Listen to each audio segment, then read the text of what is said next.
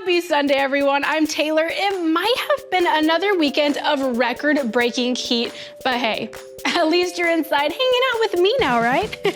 Coming up this week, bromance is truly being stirred up. The government does not recognize platonic love between two bros. You're gonna meet the hairiest of hairy dogs. A cross between a dog and a cowardly lion. Plus, we are Sherlock Holmesing the meaning of those scalloped edges on Ritz crackers. Dun, dun, dun! You ever wonder why these crackers have these ridges on them? So let's get right to it. It's time for the Weekly Rundown. We found love in a hopeless place. We found love in a hopeless place. We found love in a hopeless place. We found love in a hopeless place. Thank you. We'll be at the Cosmo pool after this if any of you dudes want to cruise and kick it. Thank you guys so much. Now, this is a plea for acceptable bromance. A pair of social media pranksters crashed a city council meeting this week. Their names are Chad and JT, go figure. They stepped up to the microphone wearing tank tops and swim trunks. Chad started by saying they had been at the Cosmopolitan pool, where they had a revelation in Las Vegas, as you can probably imagine. He talked about his love for JT and said the government does not formally recognize the love between two bros, but it should. Chad asked the council to recognize their bromance as legal bonding. But COVID also brought two other people together. Us. And the desire to make it legal crossed our minds, but a major snafu is that the government does not recognize platonic love between two bros. But JT is my soulmate. We are a couple. And we want all the benefits that go to other couples so we don't have to get screwed again by Uncle Sam and have to cancel yet another trip to Bali. Then it was JT's turn. He said any great platonic friendship deserves the same recognition and benefits any married couple would get. Chad and JT have been crashing city council meetings across the country for years. They have a YouTube channel that has more than 170,000 subscribers. Can they send some my way? We found love in a hopeless place. Thank you. If that made you SMH, well, the head shaking isn't stopping there. Critics are calling this next thing crappy, and fans are too. It's a GIF the CDC made warning people not to go to the bathroom in a pool. Jeannie Most has more on the now viral PSA. It's something even a whistle-twirling lifeguard can't guard against, and no amount of sunblock will block it. But instead of an old-fashioned PSA featuring a PhD earnestly warning, stay out of the water if you're ill with diarrhea. The CDC took the plunge and came up with this. It's the gift that keeps on giving, code brown on the slide. One person with diarrhea can contaminate the entire pool. One GIF contaminated the entire internet. Your taxpayer dollars were spent paying someone to make a graphic of a child pooping on a slide. Many just summed it up. Ew, no! But others declared it best ad ever. The HuffPost dubbed it pooptastic. Many echoed this comment. Whoever decided to do this as a social media campaign needs a raise for how many people have now seen this and will remember the slide. And if the slide slips your mind, there's toilet snorkeling. If you wouldn't do this, then why would you do this? Posted one joker, probably should wear N95s on our asses. With these gifts, the CDC meets Caddyshack when a floating object emptied the pool. Falling now! The science is bad enough. So superbugs like crypto can survive for days in chlorinated water. But consider this. When asked, have you ever peed in the pool as an adult? 40% of Americans surveyed said yes. So it's not just the little kid in South Park. What's that?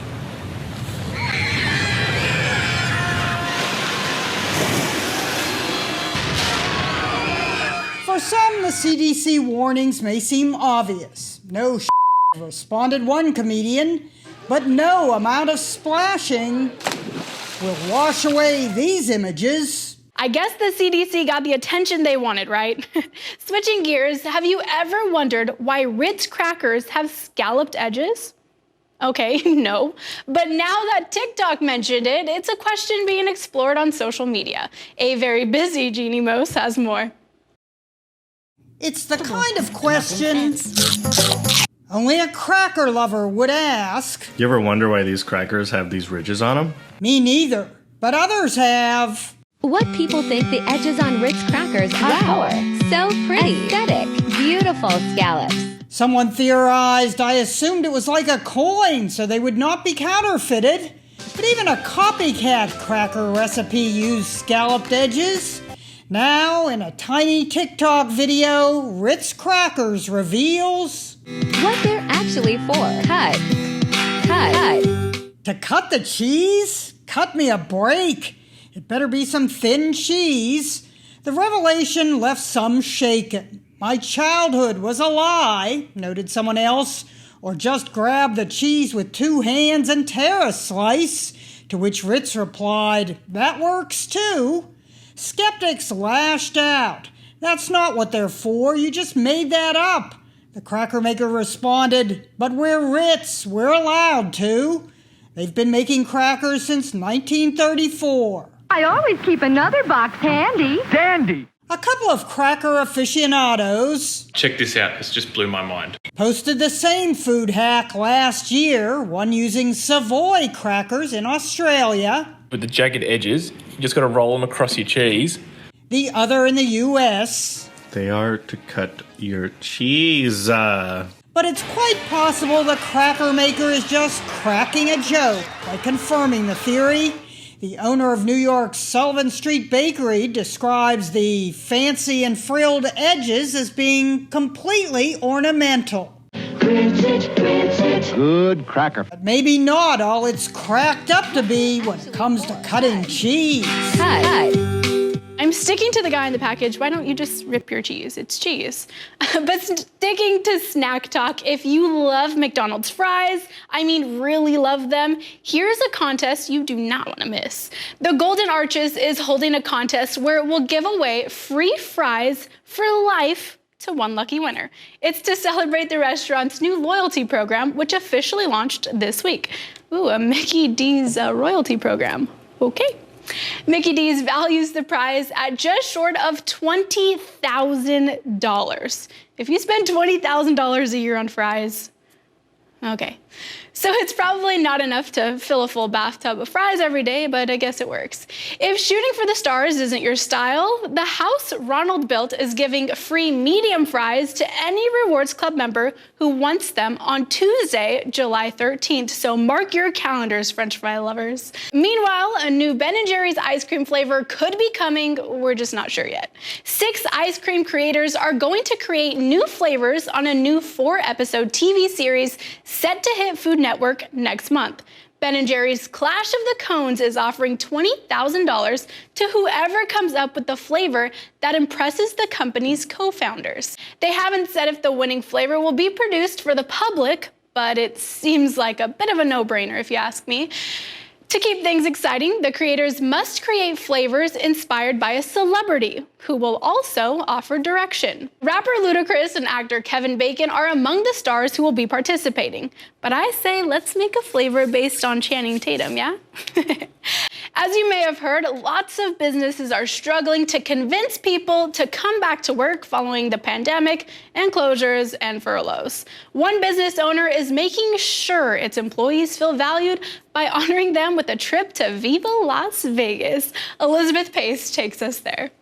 Sorry, we are closed this week. Our employees have worked so hard and diligently through all the crazy times we went through. They deserve a break. It's the restaurant's Facebook post from the airport that has everyone's attention on social media. The owner of Ramen House Louisville in the Highlands decided to give his employees a special thank you for keeping their customers fed during the COVID pandemic. From July 5th through July 11th, nearly a dozen employees will enjoy a week in Las Vegas, courtesy of their boss, Jonathan Ham. Workers who weren't able to go got bonuses. I just don't think it should always be all about the money. It should be about the relationships that we build. And I feel like for the most part, all my people love working for this restaurant, and they believe in it, and they all have that accountability where they kind of feel like it's part of them, and that's what I wanted to instill. And, this is just a thank you gesture. Yo, Gino, can we go to Vegas? In April, Ham took his employees on a kayaking trip. That's awesome. Speaking of good old Vegas, if you're cruising down the strip, you're bound to glance over and have a little gaze to the Bellagio fountains. Well, you've probably never realized just how much work goes into that water wonder. Now you will. There's over 1,200 pieces of equipment that makes the show run. And to get the fountain to do this, there are dedicated engineers and laborers, about 30 of them, who maintain the fountain in the 21 million-gallon Bellagio lake. They go out, check, fix, or replace whatever component doesn't work.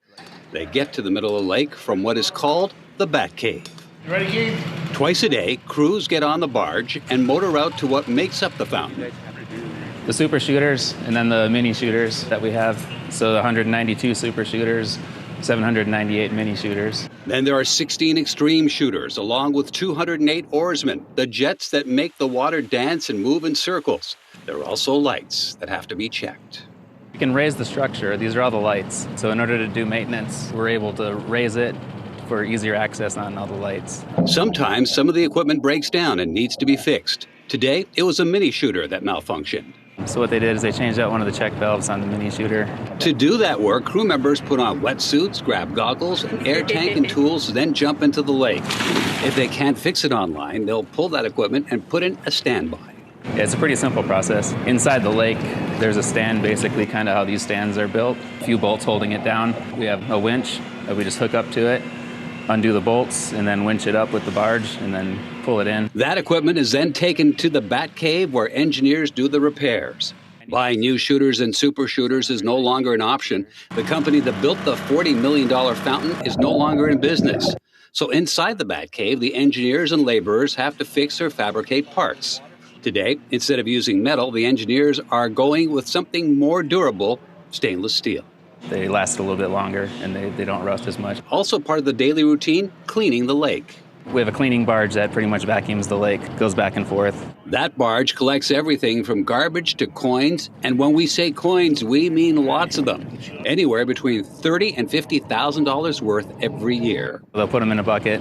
When they have some downtime, they'll clean the coins up, and then we actually have them bagged and then donate all the money that's put in the lake. A lot goes on every day to make sure seeing the Bellagio fountain is a memory people won't soon forget.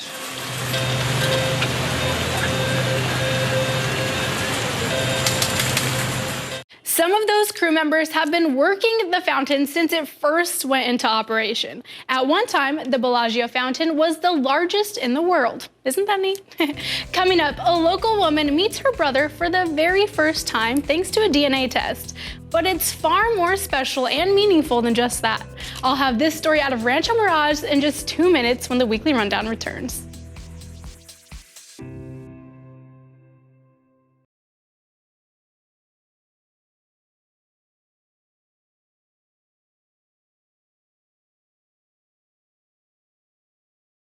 Welcome back to Weekly Rundown. So DNA ancestry tests have become extremely popular over the past few years.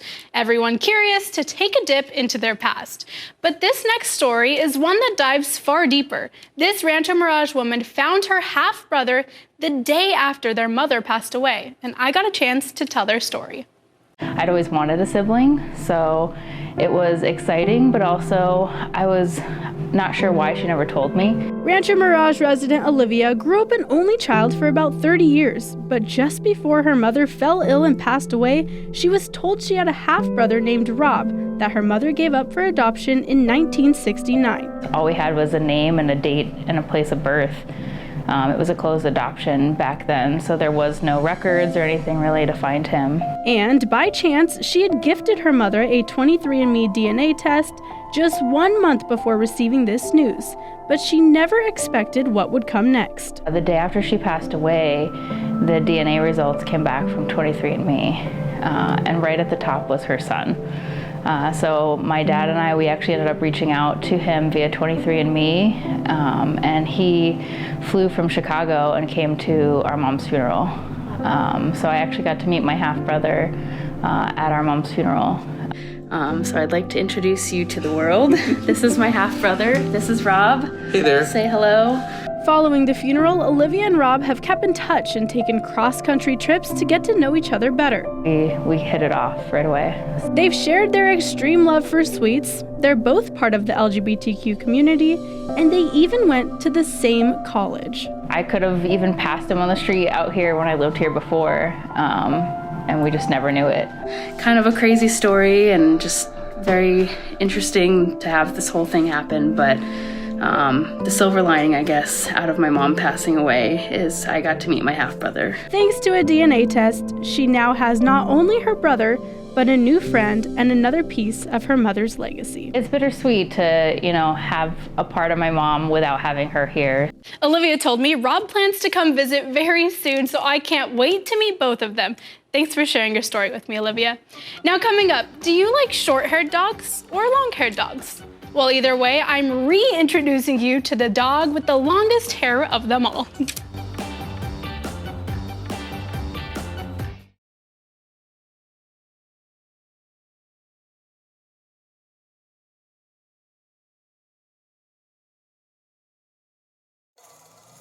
Welcome back to Weekly Rundown. Who could forget the hairiest dog? He went viral last month. A neglected dog with hair and fur so matted he was practically unrecognizable. Well, first he got a shave, now he's got a new home.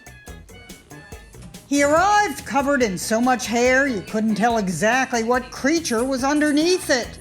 He looked like a cross between a dog and a cowardly lion. But this wasn't Oz, it was the Kansas City Pet Project, where they proceeded to shave 6.5 pounds of hair off him, revealing an 11-year-old Shih Tzu that had been neglected for who knows how long. The before and after pictures were stunning. The video went viral. Basically, my heart broke. I couldn't sleep that night. The next morning, Vicky Warden showed up trying to adopt him, and when Vicky and Carl finally got to meet him, Instantly started, kissing on us. Now he has his forever home, joining their 3 other rescues, Shih Tzus and a Shih Tzu mix, all girls. He has his little doggy harem. So they all get along really well. He also has a new name, Logan, as in the X-Men.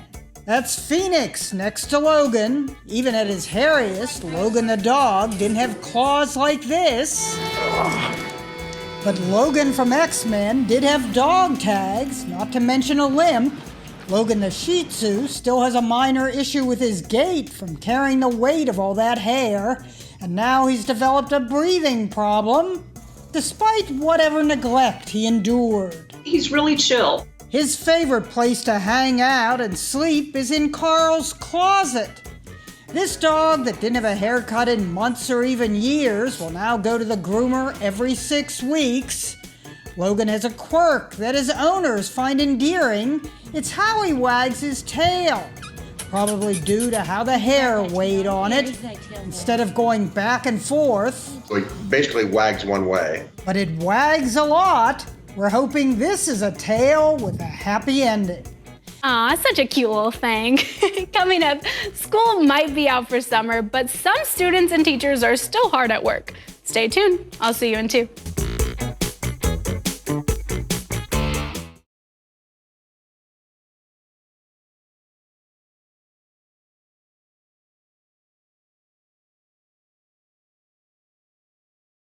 Welcome back to Weekly Rundown. It may be summer, but that hasn't stopped some students from heading back to the classroom, excited for a chance to hone their musical skills, thanks to a dedicated teacher.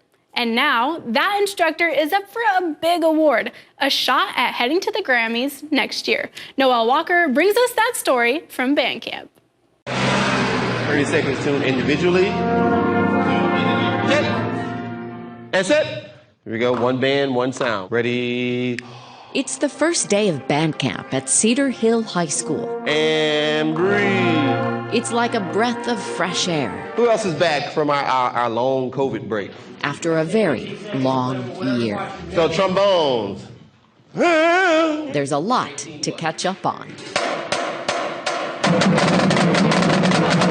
In band and in life. And just to be mentioned, to be a Grammy quarterfinalist, it's like a huge deal to me. Cedar Hill Band and Fine Arts Director Derek Walker hasn't shared the big news yet. No, I did not know. At the very beginning, bum, bum, bum, bum. This teacher who directs music from Grammy award-winning artists is a quarterfinalist for Grammy's Music Educator of the Year. That's awesome. He just works so hard. He's very motivational. He tells us jokes when we need it. He scolds us when we need it. If he's harder on you, then he loves you, like, deeply. You know, we have over 200 kids in our band program. But all it takes is that one kid to say, Mr. Walker, you know what? You made a difference in my life. And that means more than all the awards in this band hall. Not the trophies. It's always the response of your kids. We always want to spark something in a kid. If Mr. Walker makes it to the Grammys in LA, his band will be cheering in Cedar Hill.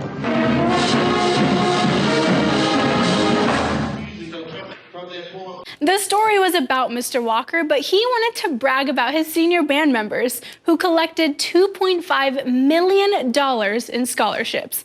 If he wins the award, Walker will be at the Grammys in January 2022. Good luck to him. We'll be right back.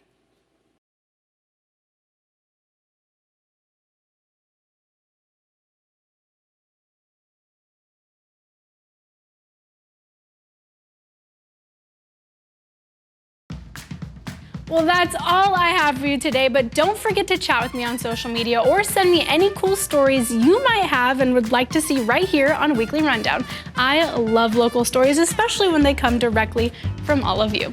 Also, the countdown to the Tokyo Olympics is getting smaller and smaller, and NBC Palm Springs is your home for it all. But until next week, stay cool and don't forget to smile. See ya.